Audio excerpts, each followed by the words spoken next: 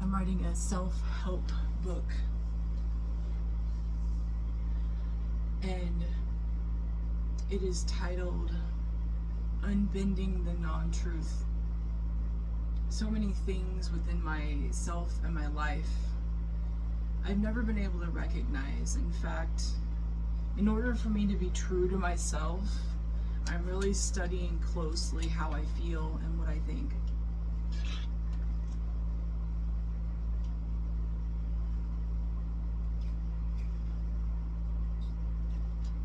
Today I'm going to read the first chapter of UnBending the Non-Truth. This isn't an isolated situation, this is my whole life. And when I have found a place that I have recovered, I can enjoy my life. Some people, including myself, have felt kind of cheated out of their whole life because, well, it basically has to do with understanding. Mental health is awareness.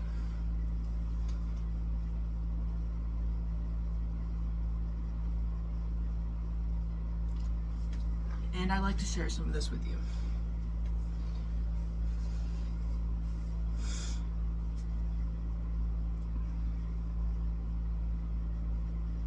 All right, chapter 1, New Lens. Suffrage is the baggage held beyond the winds of the truth. No more window to bring true life, but a window to bring healing. The suffrages have been so deep, the cuts so deep, and the pain so tremendous that I wouldn't want to speak of any of it. And that's why, instead of torturing people with what really happened, that I choose a new lens to heal from. Up until this time, I've only used my own.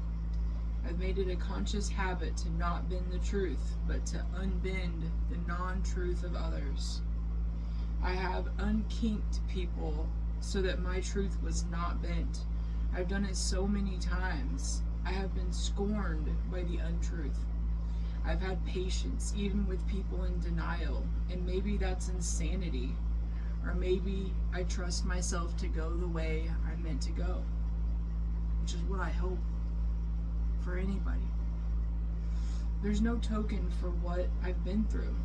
There wasn't even a place to stop and think that maybe there was another choice. I never saw anywhere that I could go to feel safe until recently. And that final destination is just to stop. Many people find that my guided imagery is very meaningful. That's because it comes from a very real place. My projections are extremely intricate and accurate to the pain I've really endured in my real life. A lot of people go through the same thing. It's hard to understand why. I've learned that there's a new way to claim real life. I never felt like I could deliberately be dishonest, and I knew that wasn't the right way, but only today did I wake up and realize there's an independent way to be dishonest. Most people wouldn't even call it dishonesty, just another view. For me, it's black and white. For me, I've been terrorized by so many people that should love me. They're the walls, I'm the lake. The source of water is being transformed and projected in a way that relieves me of the pain that I've been holding for my true life. I can only understand one person at a time, so I will magnify the doorway for one at a time. I can't interpret anything else other than what's put in front of me. And my trajectory is completely limited as well. If you didn't hear it in real life, it didn't happen. It isn't true. I sit in my most found honesty, but with a new lens over my eye of life. I hope to encounter some enjoyable parts as well, because what I've been through is no tale to tell. And people who have been through some of these experiences, it doesn't help to even talk about it at some point. You just have to let it go.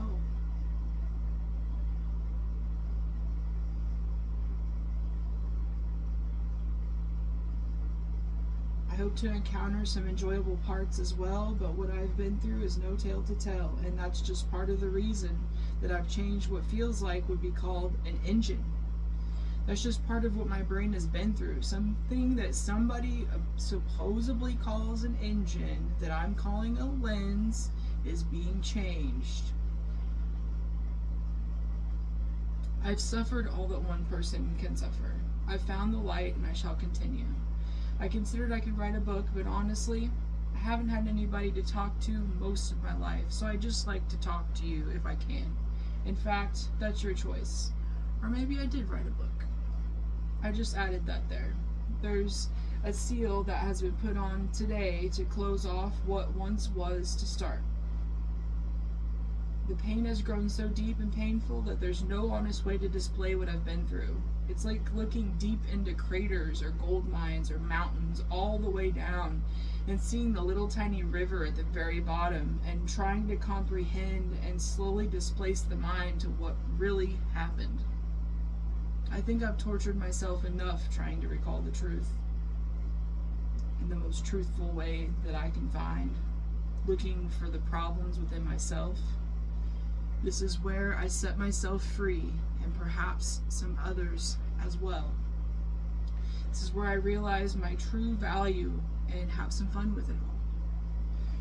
I've tried to make light out of hard situations my whole life, at least the last 15 years, somewhere in my 20s. I always wanted to make light of things or to not display anything at all.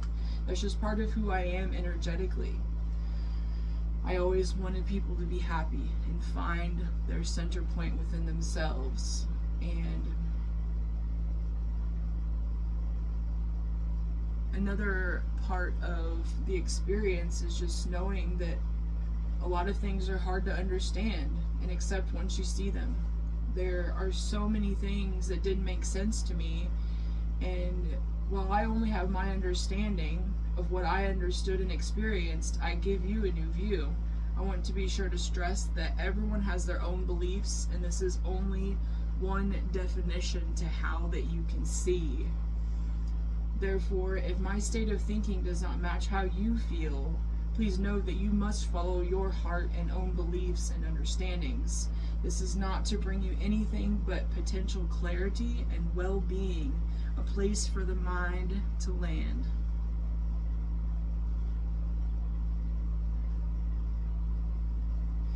That being said, I want to facilitate my thoughts on the Heart Whisperer on Instagram.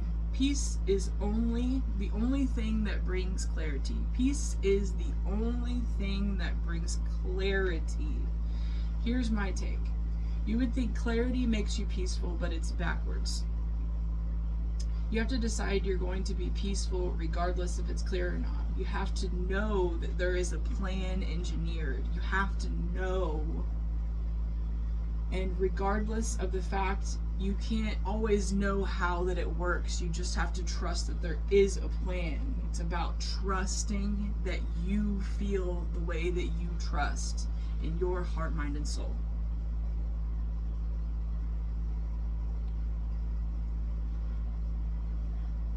So we have to trust that we're peaceful no matter the situation, that we will find what we need in the time we are meant to find it. It's one of the hardest things I've ever learned was to not be a people pleaser.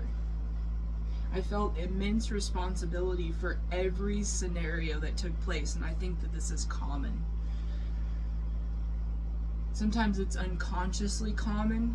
People just do things because they don't always know why that they do them.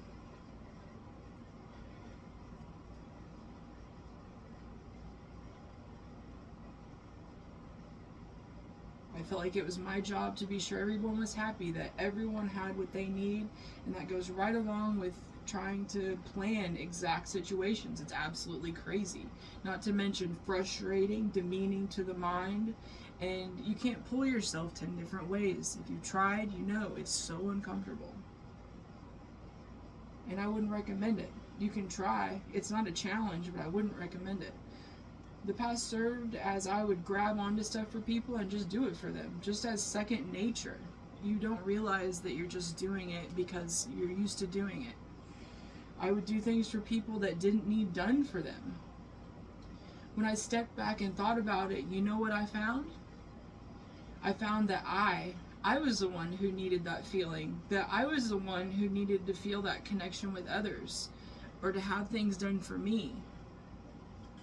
I needed that feeling, and I used that situation to try to satisfy my own needs because it felt right, not noticing the original need.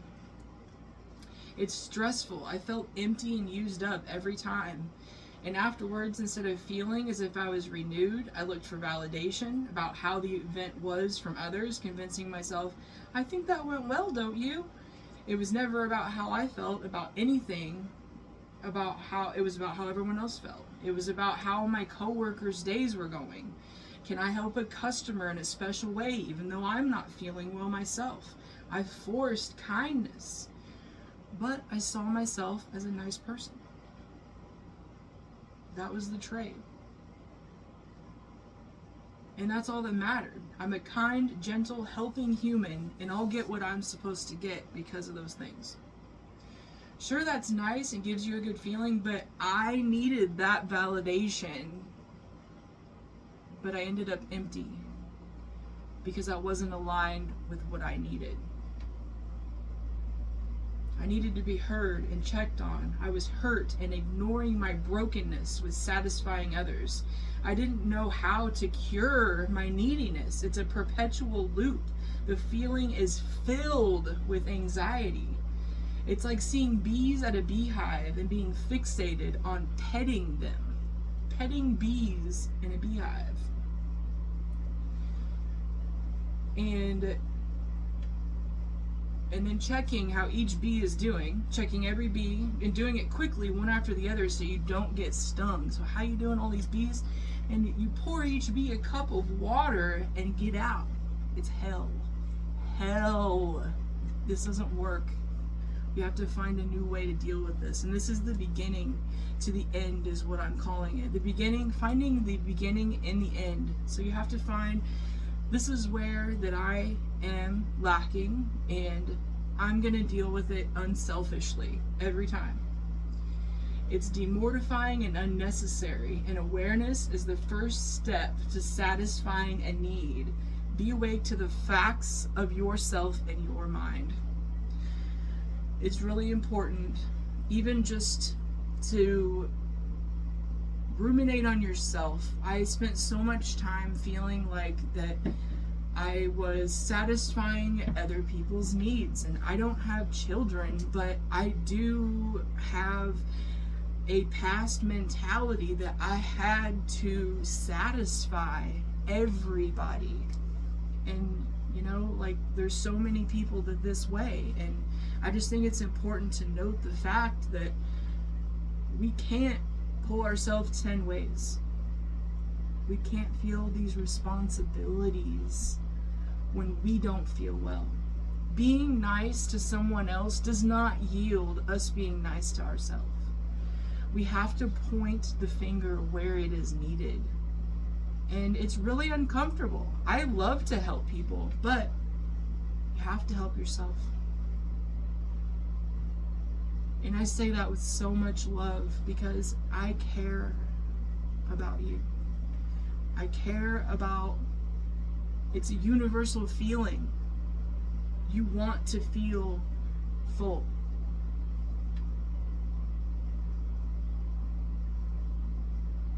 Be sure to reach out if you have any thoughts. Please like, subscribe, and comment. I would love to hear from you. Thank you so much, and I look forward to publishing my book. This will be published this month. It's August 2024, UnBending The Non-Truth. Please drop a like. Thank you so much. My name is Nikki. We'll see you next time.